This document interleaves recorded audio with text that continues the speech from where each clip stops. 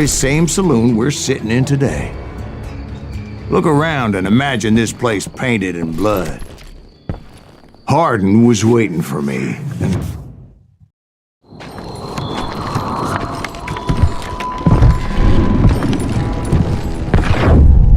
Wait, I'm jumping the gun here. Let me back up and give you some background on this sumbitch. He deserves that much. Don't you think so, Ben? John Wesley Hardin was a killer. By the end, he confessed to taking the lives of 42 men. Fathers and husbands, brothers and sons, men with families who cared about them. Families who put up money in hopes of finding justice.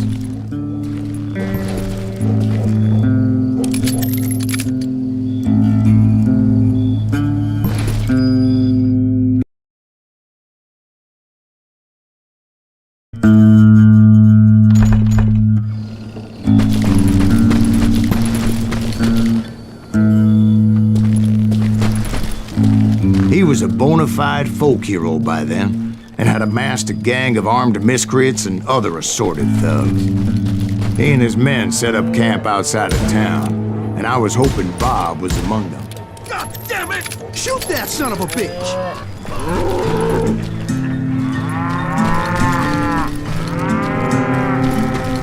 There he is!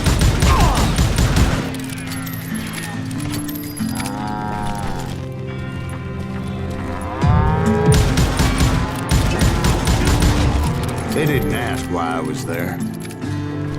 They knew. As most of them were wanted as well.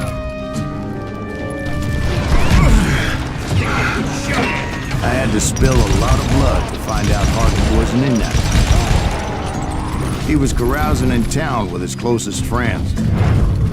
Hardin's boys apparently didn't want me to reach the Bull's Head. Some were hightailing it into town to inform their jefe of my unwelcomed presence.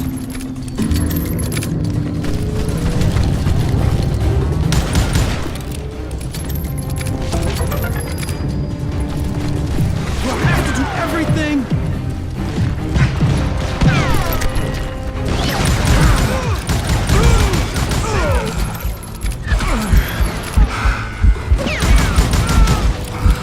You can't hide from me.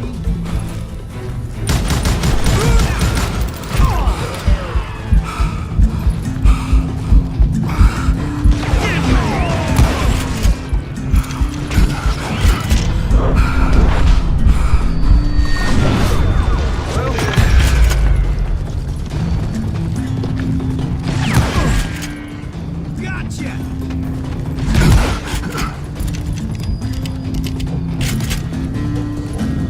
Better hide.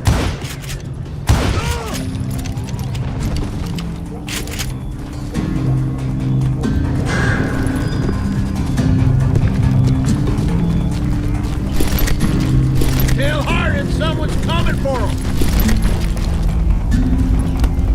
Stop that sumbitch!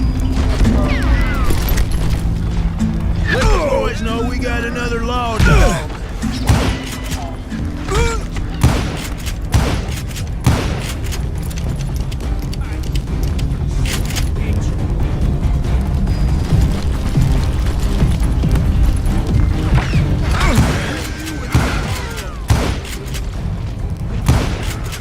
I wondered if Bob was among them.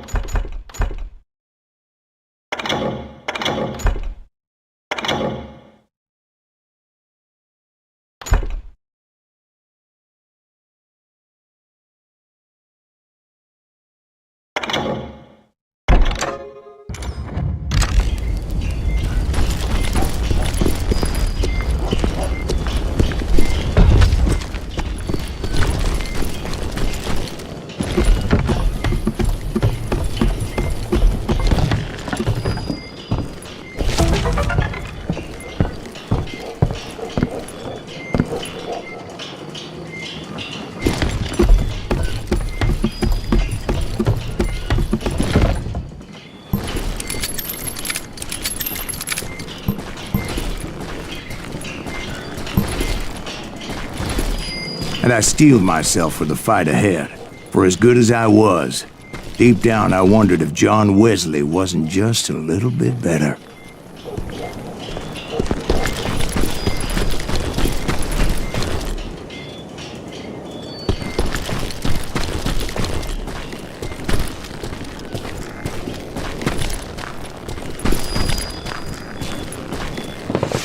Before I could test my mettle against Hardin, however, I would first need to dispatch his cadre of hired killers. Most of these degenerates were beyond redemption, but John Wesley might have been a different story.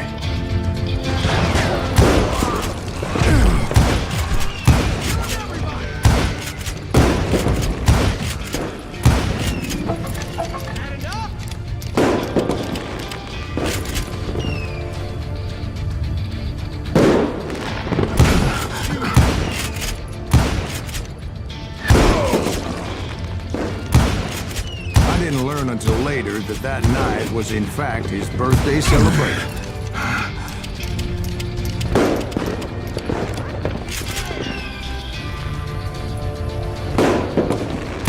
Watch where you're shooting.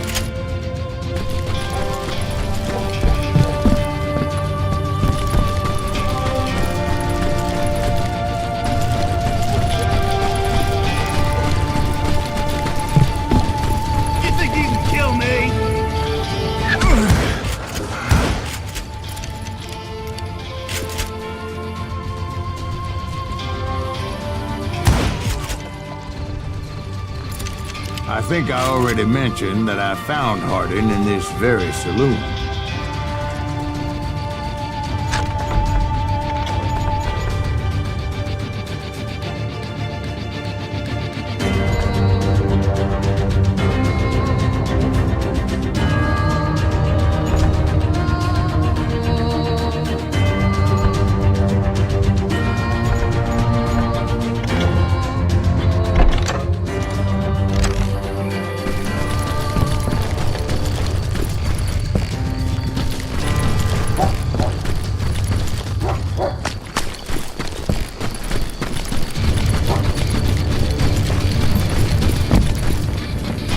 You better hide!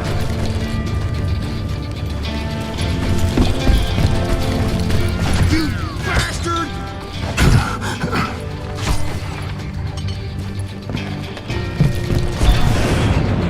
Suffice it to say, nobody there was happy to see me.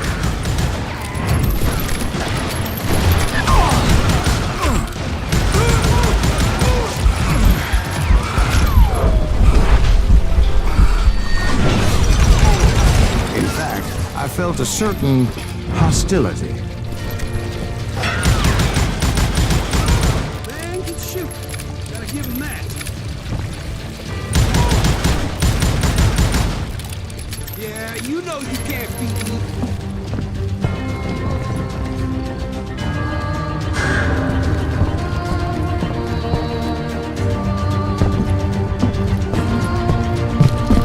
Time to fill you full of lead.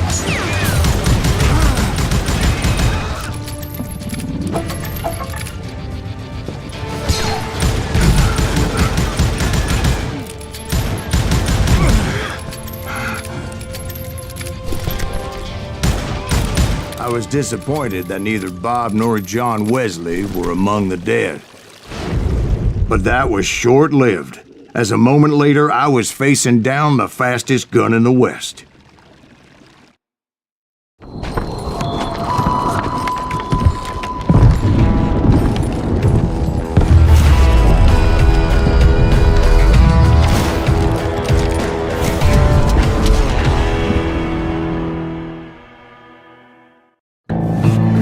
felt a bolt of adrenaline. Or maybe that was fear. He was well known for his tricks, and I knew I'd need my own if I was ever to defeat him.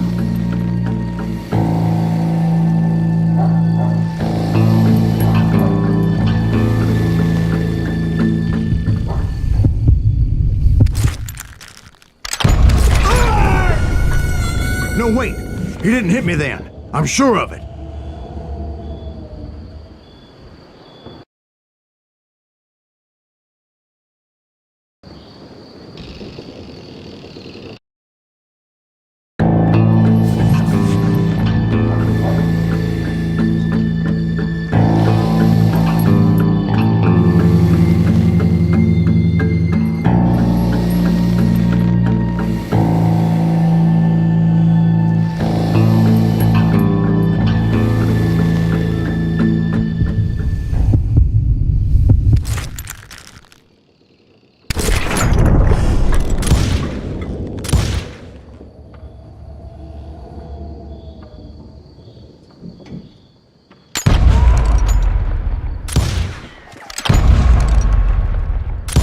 That man was faster than greased lightning.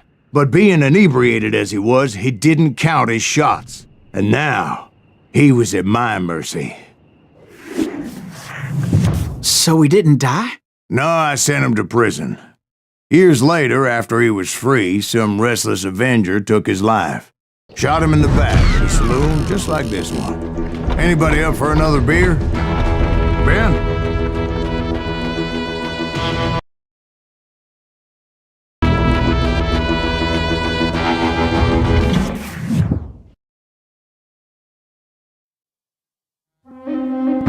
Thank you, darling. Yeah, some say revenge is a dish best served cold.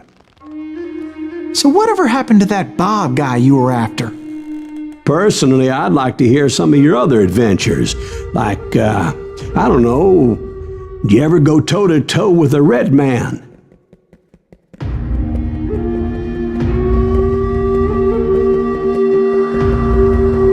Yes, I did, Ben. I remember once I was after this renegade Apache, Grey Wolf. Strangely enough, revenge was also his primary motivation.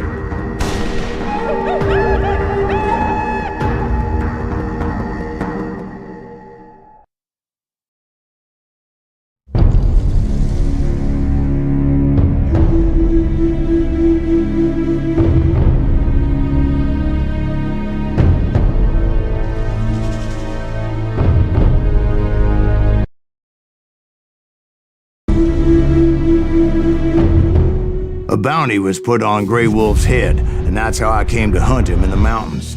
Mountains so high they tickled the nether regions of heaven.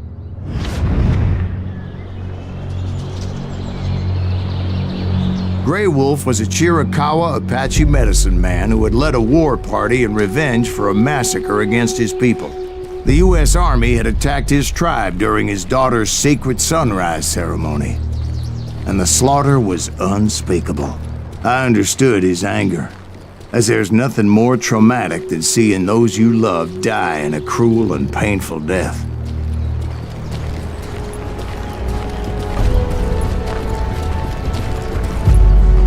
Right from the beginning, I couldn't shake the feeling that Grey Wolf was watching my every move. He led a band of young Apache warriors who wanted retribution and were more than willing to die for him.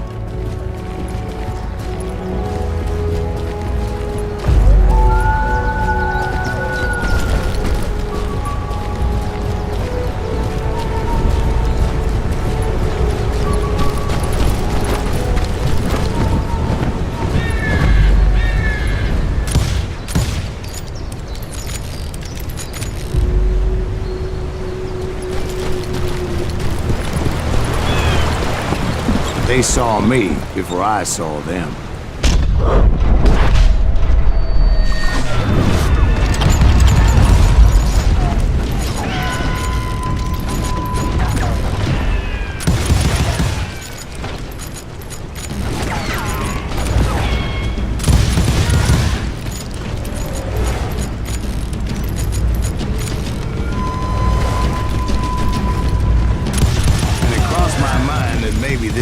such a good idea. But now that the shooting had started, there was no backing down.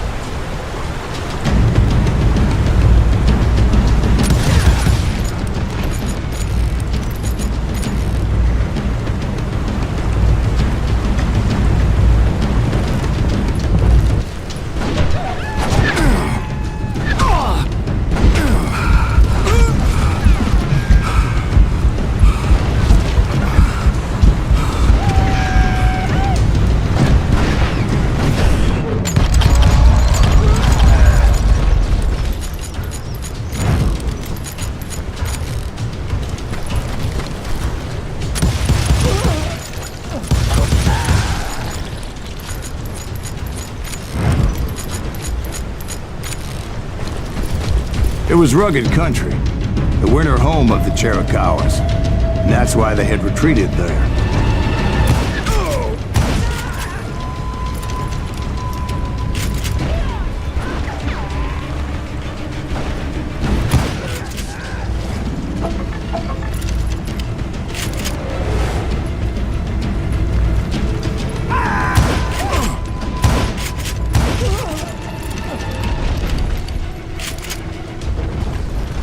I admit to having some regrets about going after them the way I did.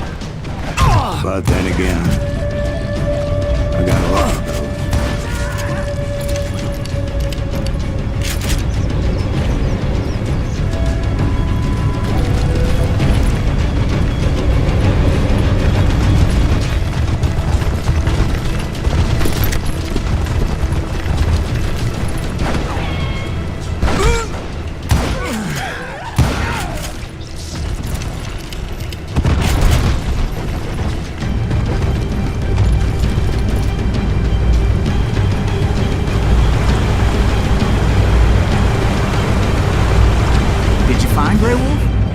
Not at that moment, but I did find the entrance to their hideout.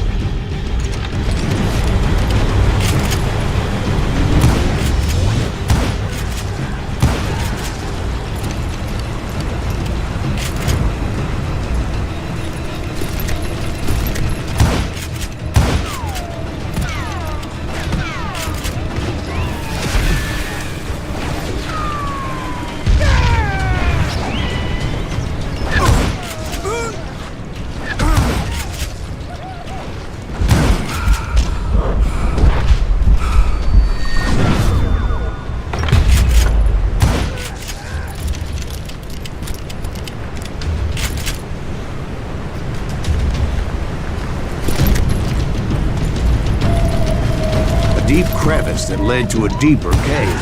Don't tell me you went in there. Yeah, but it's not out of bravery so much as pure, angry cussedness.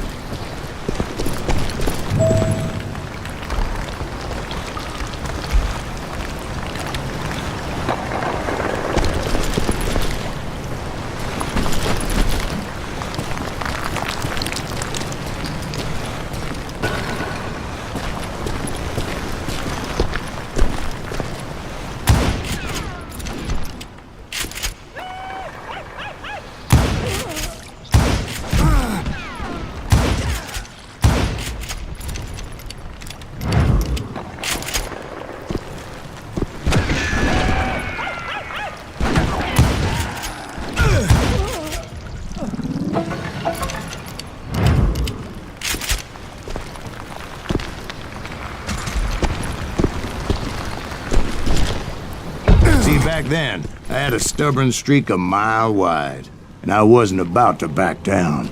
So it was like pitch black in there? Actually, it was pretty well lit, as they had torches on the walls.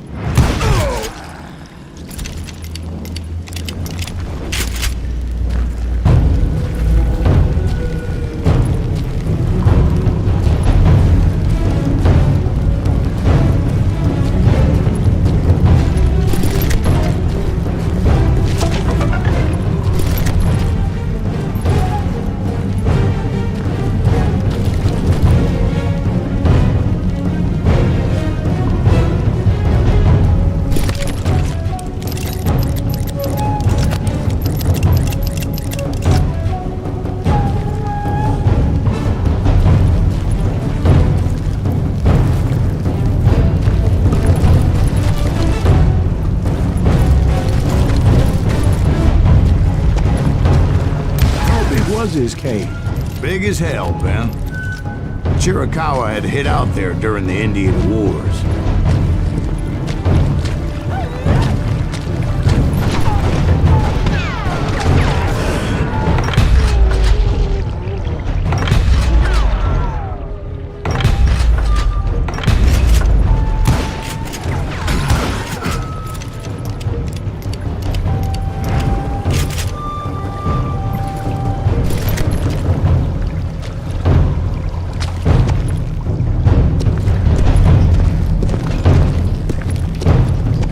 They thought it was haunted with the ghosts of those murdered by the horse soldiers. The cave was haunted with dead Indian ghosts?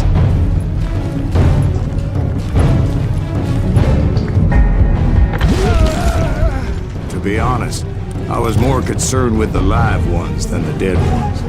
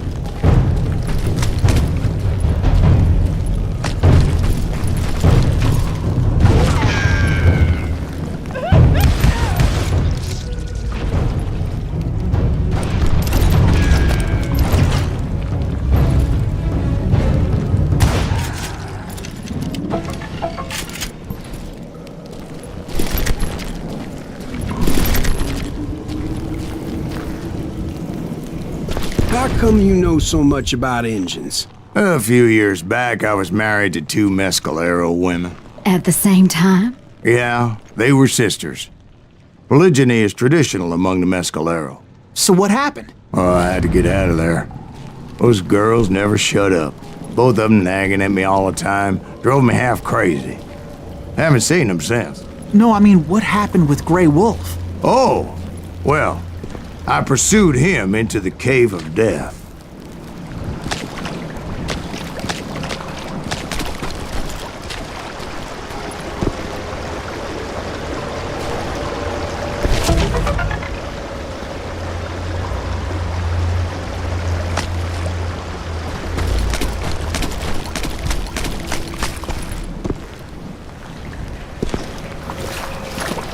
I came upon this flooded grotto, and that's when I saw him. He came to me unarmed and unafraid. His voice echoed in the shadows, and I sensed he meant me no harm. You carry great darkness in your heart, and if you do not release it, it will claim your soul. The sound of his voice put some kind of ancient Indian spell on me.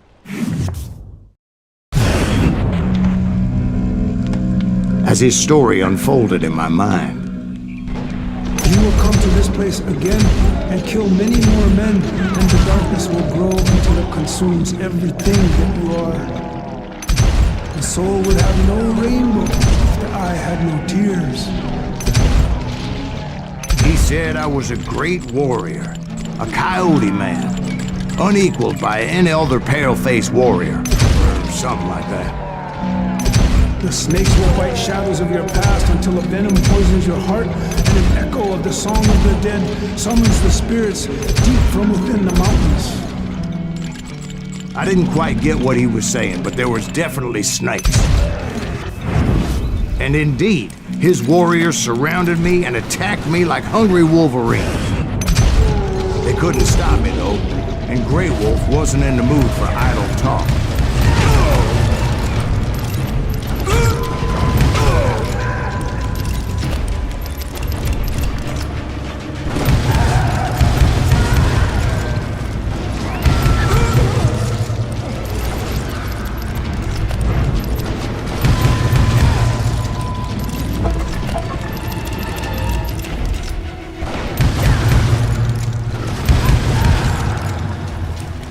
I swear I couldn't see any way out of this trap. But suddenly, one just appeared, kind of like a miracle.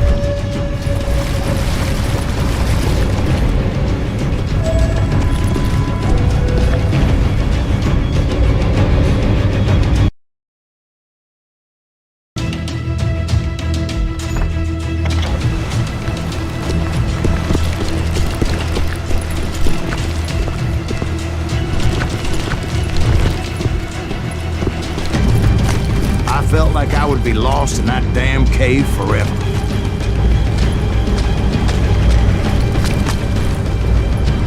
Finally, I found myself back outside, perched on the edge of a precipice overlooking a thundering whitewater river. To get where I was going required several leaps of faith, but no way in hell I was turning back. I chased after him, determined to make him explain the meaning of all that mumbo-jumbo. Mumbo-jumbo is right. Are you making this all up as you go? A few details may be fuzzy, brother, but I am relating exactly what happened to me. There were dozens of Apache warriors aiming at me from on high. Dozens. Well, maybe not dozens, but there was a lot of them. At least 3 or 4. Well, more than that, little lady.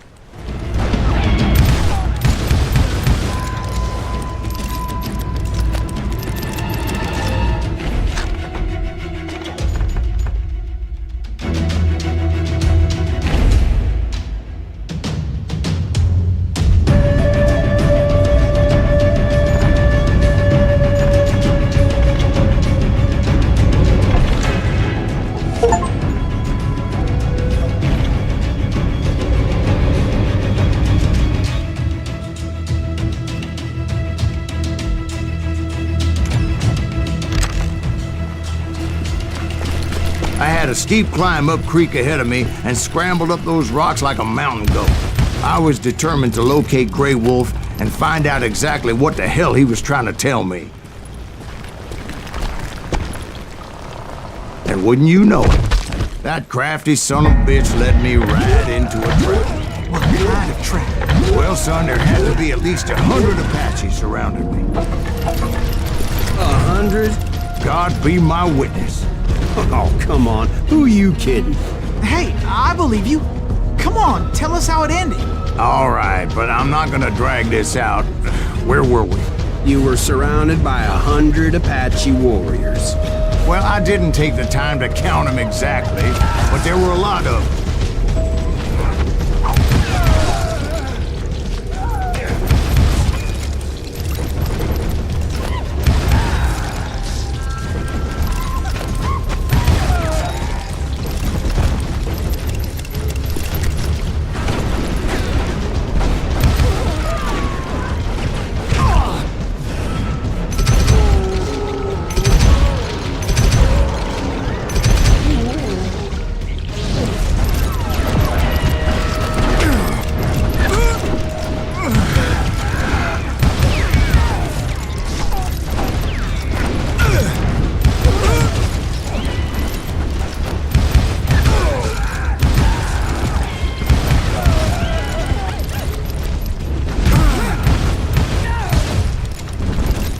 And in the end, a path appeared before me that I had not seen before.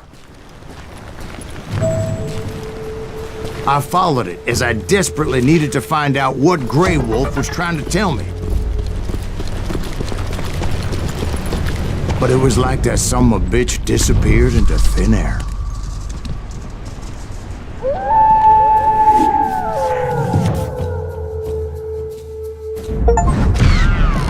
Never did find him.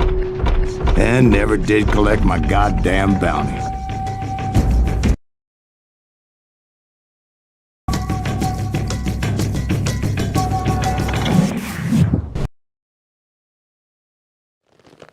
Thank you, darling. It's interesting how the truth can sometimes seem might malleable, depending upon your point of view. Like how those dime novels make you out to be something you're not? Jack, don't be starting trouble. No, he's right. They do tend to exaggerate. Did they exaggerate your part in taking down the Daltons?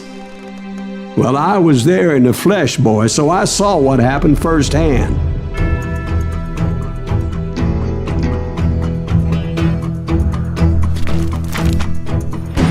Those Daltons were lawmen once, before they all went bad, robbing banks and trains clear across the territory. Until Coffeeville, of course. I was one of the citizens who took up arms that day. Fighting on the side of the right? I did my best, sir. We all did.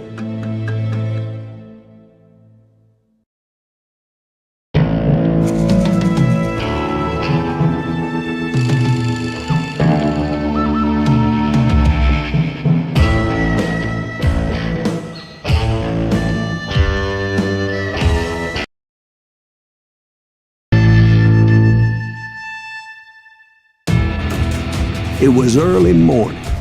One of my friends was a local gunsmith, and he handed out firearms to anybody who'd take one. You see, the Daltons got it in their heads to rob two banks at the same time. Two banks on the same damn street.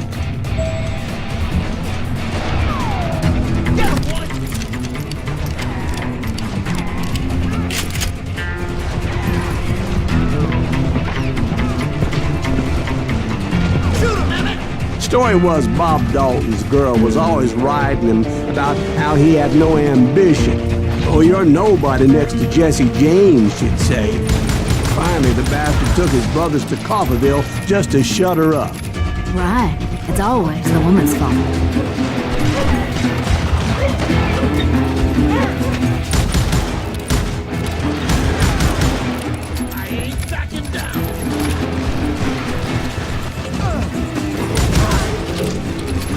Well, the locals recognized the Daltons right off.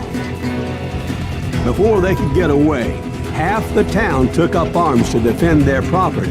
Their first mistake was pulling a job in their own damn hometown. The boys grew up in Coffeeville, so everybody knew them. The bank teller tricked them, telling them the time lock on the safe wouldn't open till 9:30. Well, that gave the locals enough time to prepare an ambush for those sons of bitches.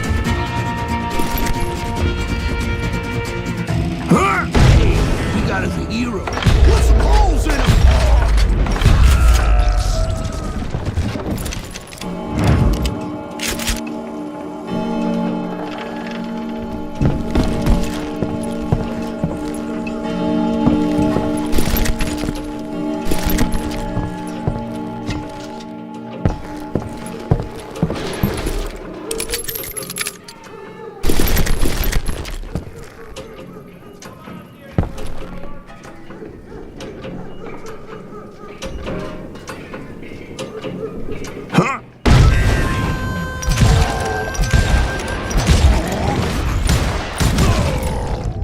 The brothers paid dearly for their stupidity, but everybody knows they had it coming. There's more to it than that.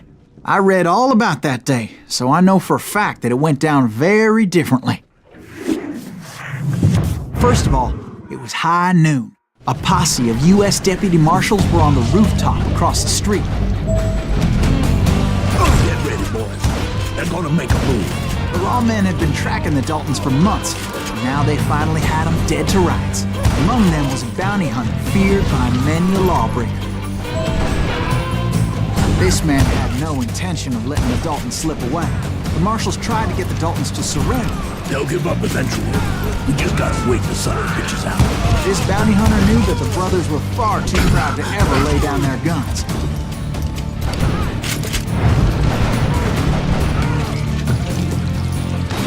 He went in there alone to confront those criminals.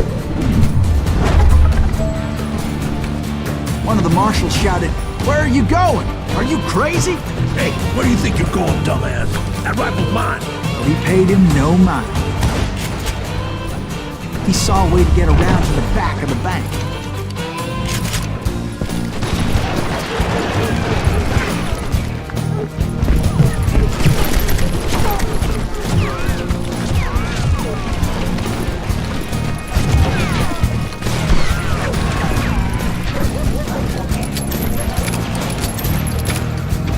Then he figured out how to hit the Daltons from a direction they weren't expecting.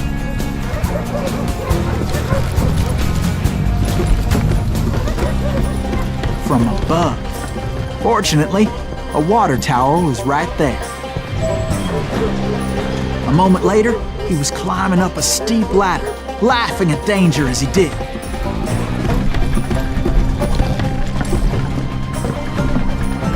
It was brave men like him who risked their lives to tame this wild country.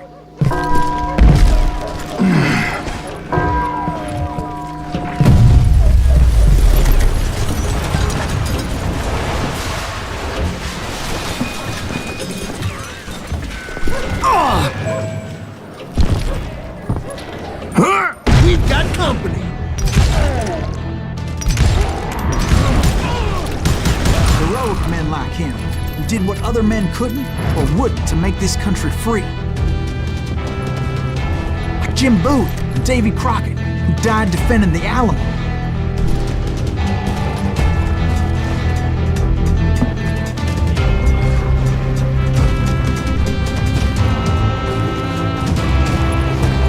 Is that Silas Green? Son of a bitch!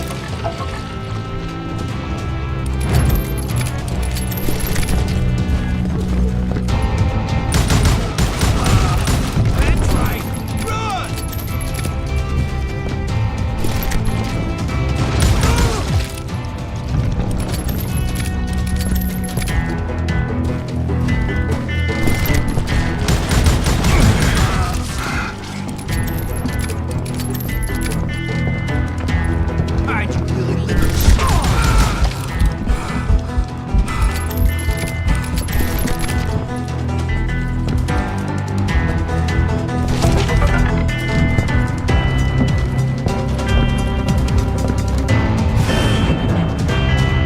Over there!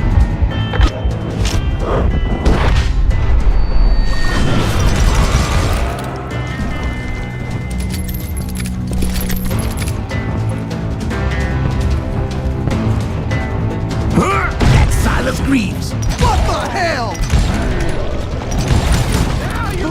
Blam! He came away victorious, taking down those thieving Daltons. Run!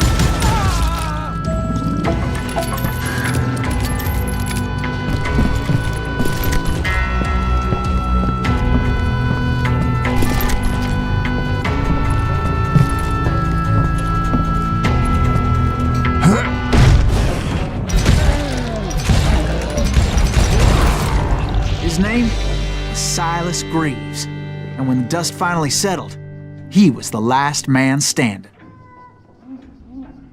Sorry, kid, but that just wasn't the way it happened.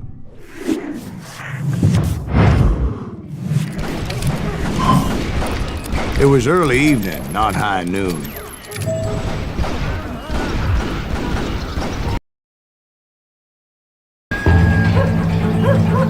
was late to the party and Coffeyville was already up in arms. That's it. The Daltons blew up a safe and were all set to hightail it out of there.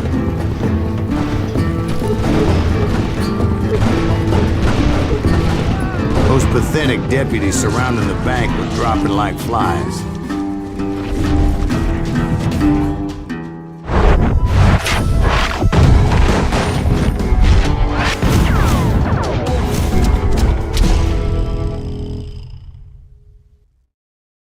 I had been tracking those jokers for months, waiting for them to do something reckless. Oh, you are kidding. Finally, they did. Those stupid bastards decided to rob 2 banks at the same time in the same town where everybody knew them. But they still had friends in Coffeyville.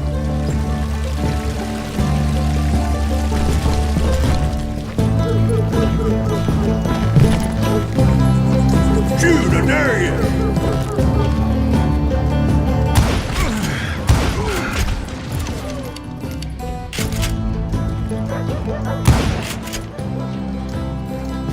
You can't get me.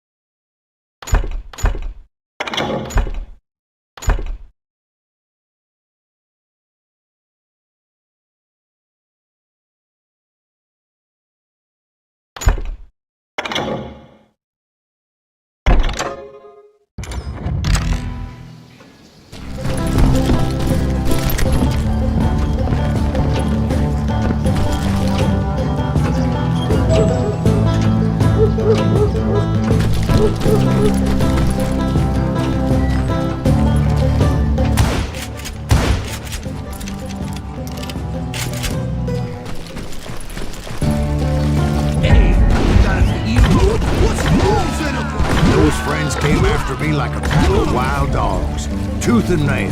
They were coming at me from all directions. I caught sight of the Daltons running with the money and didn't want to lose them. Problem was, they knew the town better than I did. And to top it off, I found myself in the middle of another shootout entirely. Did the Daltons hole up in somebody's house? No, it was the Smiths out there. They were cousins of the Daltons. And they were shooting at the Browns, who were shooting at the Daltons. Which wasn't any surprise, because those 2 families have been feuding forever. And since the Joneses are related to the Browns, they shot at the Smiths, pissing off the Heimhoffers, whose daughter recently married a Smith. Well, bullets were flying every which way as all the old feuds in Kansas caught fire all at once. There was a hell of a lot of pissed off people in Coffeyville that day. But that's just the way life is sometimes. Shit happens.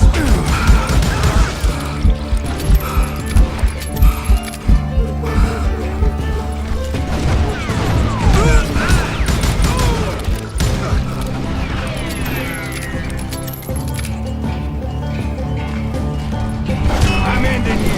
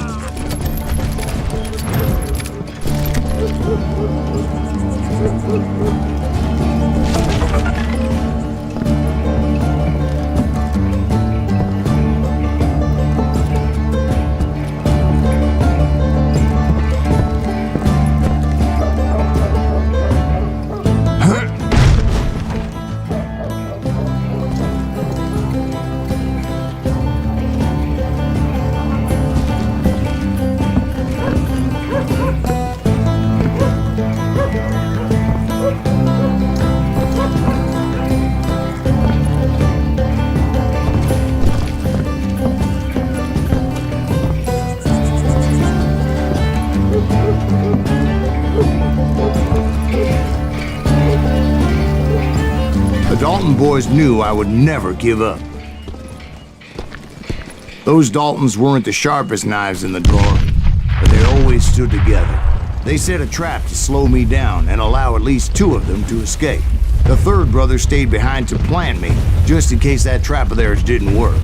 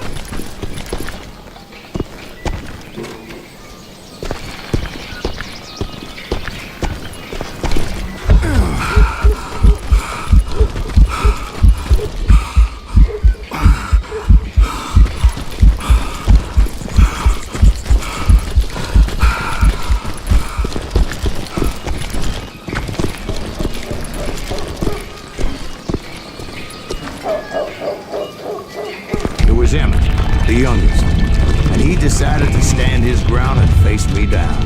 I ain't afraid of you, Silas Greaves. This is where it ends for you. He was determined to protect his brothers. I understood how he felt. Taking me on all by his lonesome wasn't exactly a recipe for a long life.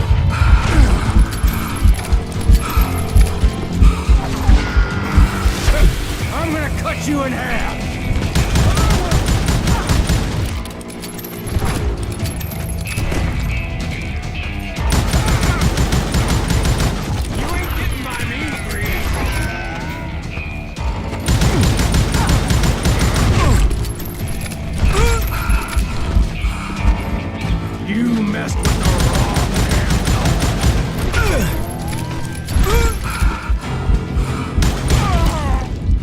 But Emmett Dalton survived the robbery in Coffeyville.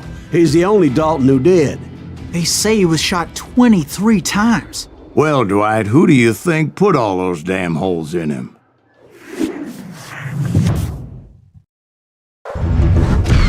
But I have to admit, that boy had grit.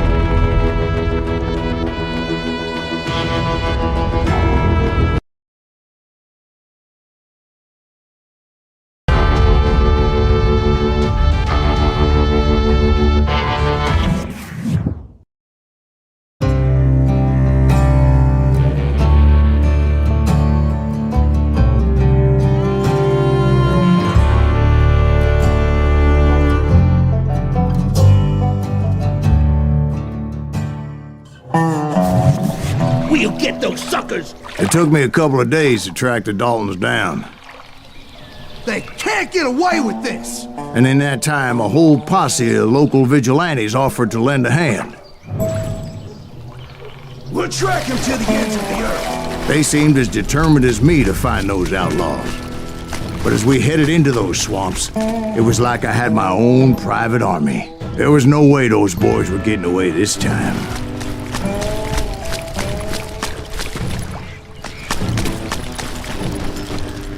It was early fall, right? Beautiful time of year.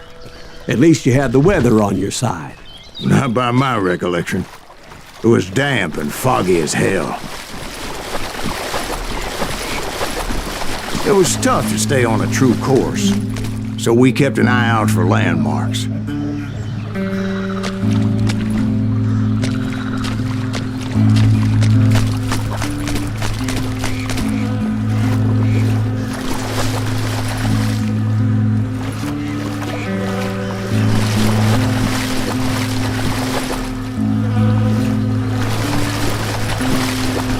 It was autumn. The maple trees were in full color, red as blood.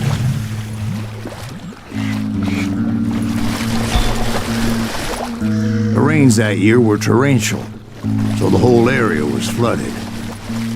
The vigilantes had spread out wide, and pretty soon I couldn't see anybody.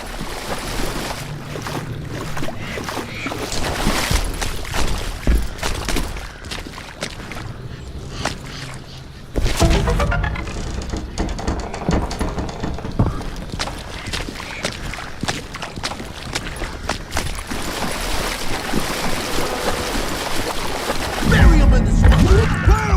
stand!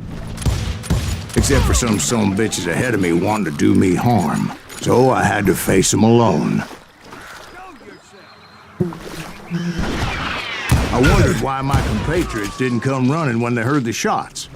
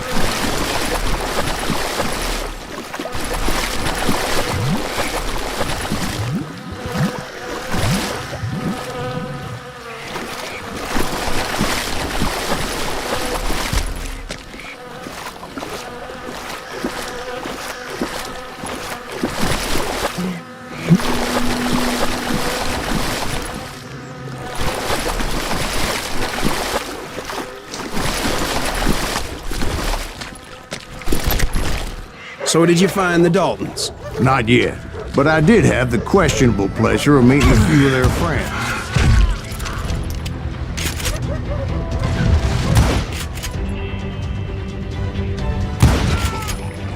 Sorry, son of a...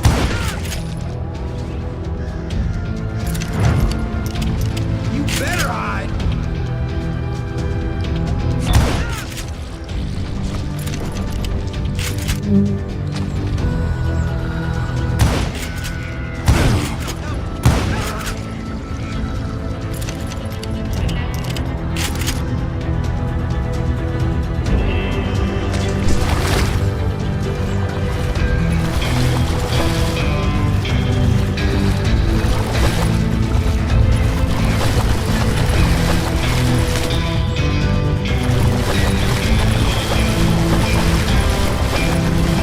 The boys had established quite a reputation by that time, so they attracted all manner of riffraff to their cause.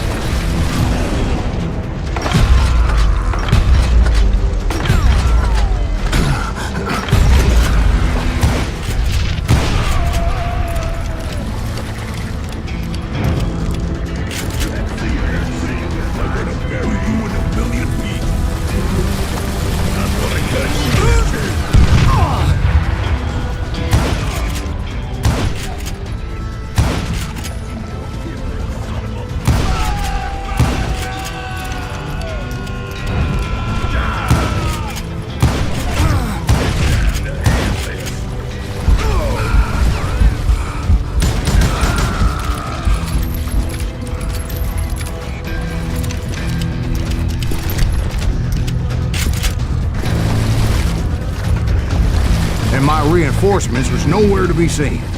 Point being, I was under serious attack. Kill that goddamn bounty hunter!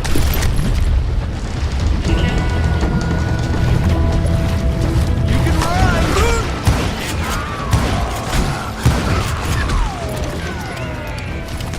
Somebody kill that sumbitch!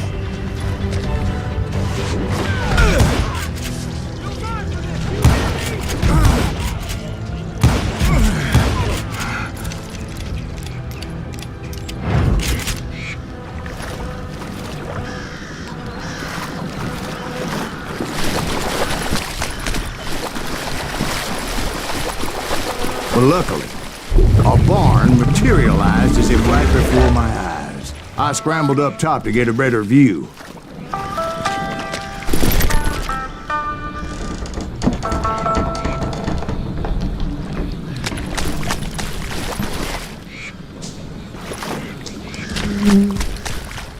But just ended up falling inside. So, how did you get out? The barn doors was open. About right then, I saw some suspicious characters running for the bushes. Of course, I followed them. But that goddamn swamp was like a goddamn maze, and pretty soon I had no goddamn idea where I was. Steve? So I just started walking, and pretty soon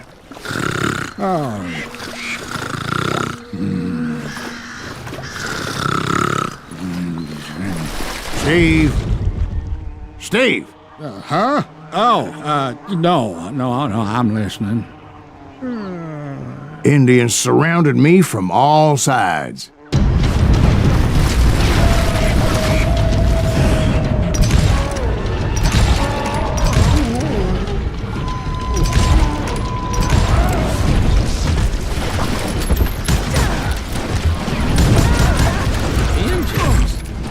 Indians? No. I just wanted to make sure Steve was paying attention. Now, where was I? You were following the Daltons through a swamp? That's right. See, Steve? Dwight's paying attention. No, I'm listening. I was just resting my eyes. So, where was I? The Daltons. Right. See, there's a reason so many outlaw gangs are made up of brothers. Being a brother is a very sacred thing. It's a bond like no other. Bounty hunter! Stop that, son bitch! So did you ever find the damn Daltons? Not yet. But I did find a few of their cousins. You Kansans breed like rabbits. More Smiths or Heimhoffers or who knows what. But hell, what's more important than family? I bet Ben knows what I'm talking about.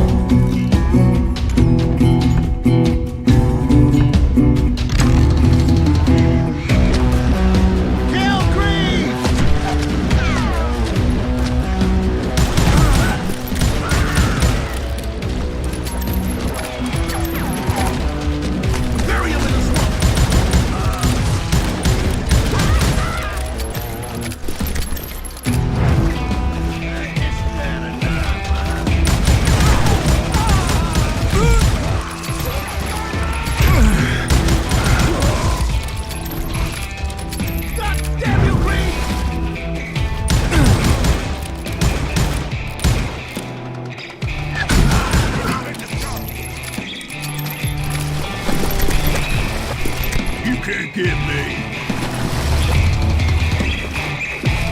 And you shoot around corners.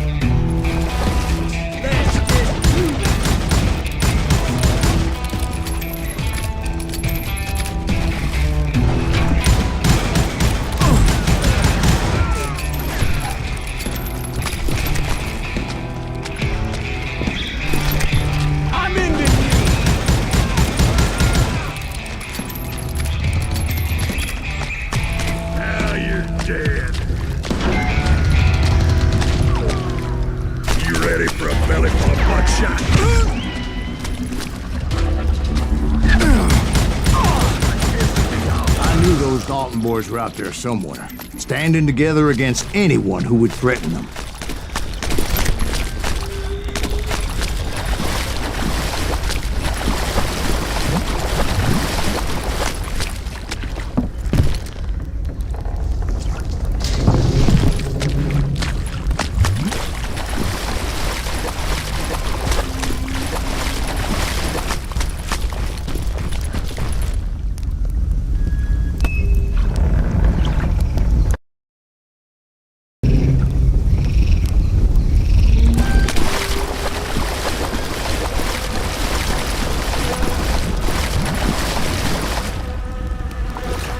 And that's when I saw it. A goddamn steamboat. A steamboat in a swamp? Yeah, Steve, but this wasn't much more than a wreck, really. But how'd a damn steamboat end up in the swamps? Yes, it floated off during the flood of '89. Now, was it a stern wheeler or a side wheeler? What? Does that really make a difference, Steve? It was a steamboat with a goddamn army on board. It was then that a fusillade of bullets come raining down from on high. And those vigilantes who accompanied me weren't anywhere to be found. But among those men that were shooting at me, I thought I saw some familiar faces.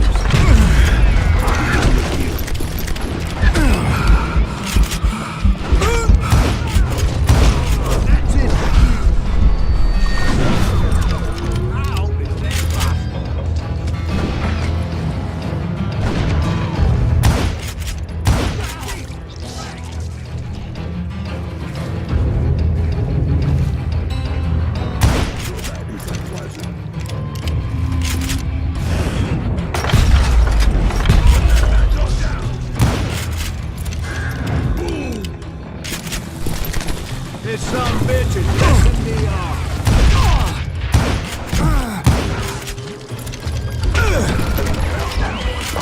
They're gonna need a dustpan to pick you up.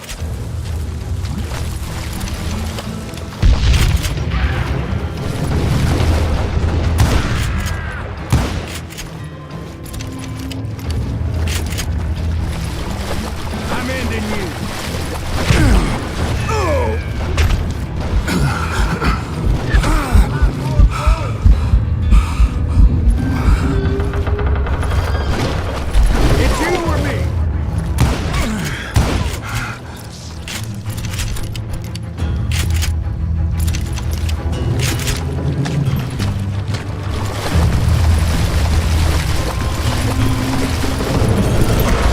Somewhere up there, the Daltons were waiting on me.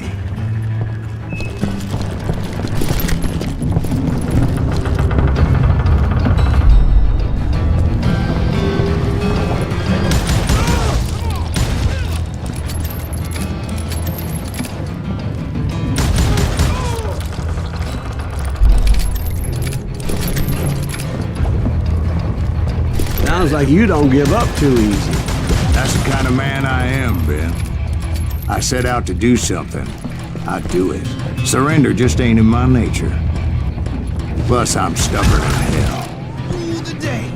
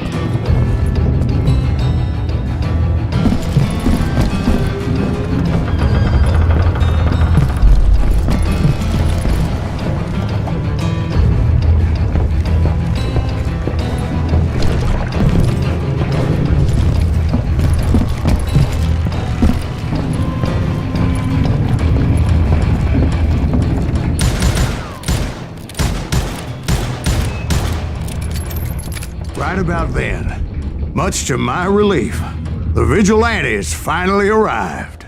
Their leader motioned at a cabin in the middle of the top deck, pointing me directly at the Daltons. I finally had them, after months of dogged pursuit.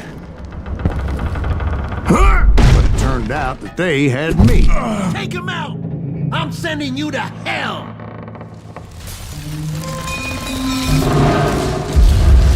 The Daltons had played me like a Tough fiddle. after all this. Apparently, the vigilantes were on their damn payroll. They didn't just want to shoot me. They wanted to burn me alive. But finding my way out of a burning labyrinth proved to be quite a challenge. It was a riverboat, right? I mean, it's not like it was a goddamn ocean liner. Oh, yeah, but I was in a Did you fight. hear about that ship that's gonna launch next year? Or just one more?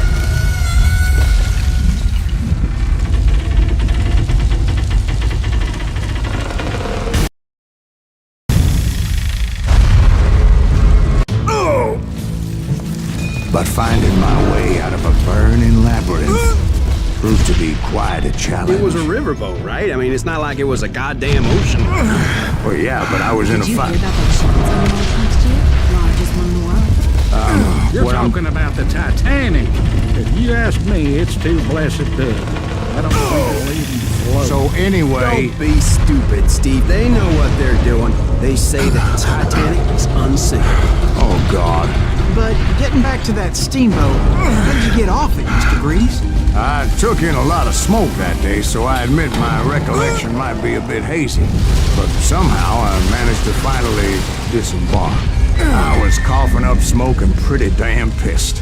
I was done playing games with those boys.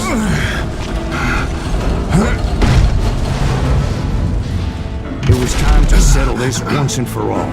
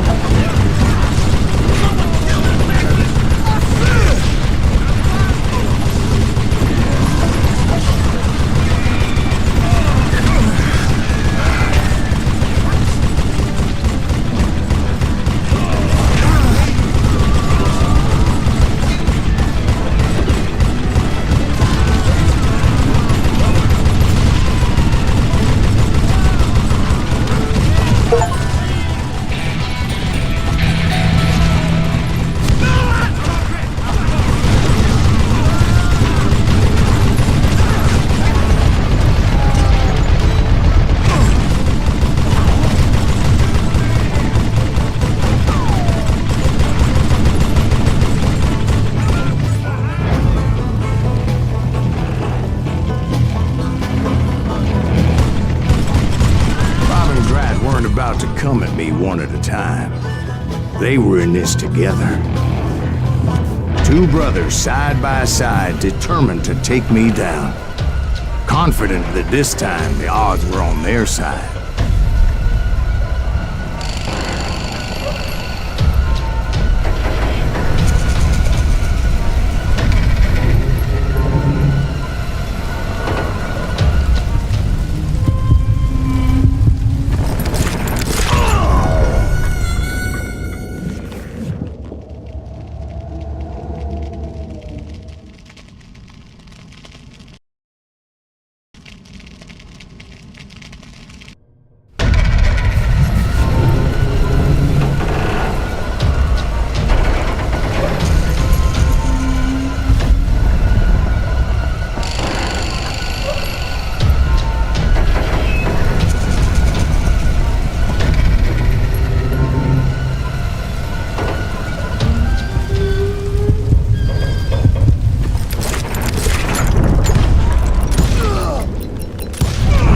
They got it wrong. A sad end for those two. If they'd only known that Emmett was still alive despite his wounds. Paroled 14 years later, he moved to California and sold real estate and lived off the legend of that fateful day. And the tragic death of his two brothers.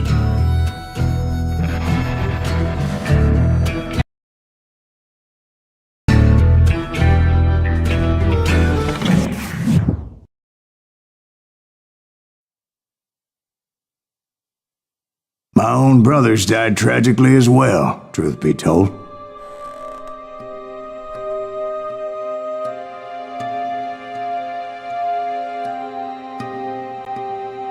It was 1868, and me and my older brothers were pulling a tidy profit running cattle into Juarez, Mexico.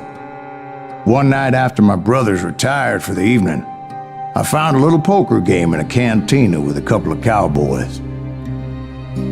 And I just couldn't lose. I even won an old Spanish coin that had to be 100 years old. Well, I was mighty pleased with myself the next morning as my brothers and I rode for Texas. But before we crossed the border, those cowboys caught up with us. It was Johnny Ringo, Roscoe Bob Bryant, and another asshole named Jim. They wanted their money back and everything else we had, including our lives, as those boys didn't want us coming for them later. Bob put that old Spanish coin in my mouth and said, "I won't have it said that I left you with nothing, boy." Well, those horses bolted, and there we hung as those bastards rode away. The branch finally snapped under the weight of the three of us, but being my older brothers were bigger and heavier, they were already dead. And right then I swore to myself that I would avenge them. Ringo you know about, but Bob eluded me until I heard he was riding with the Wild Bunch.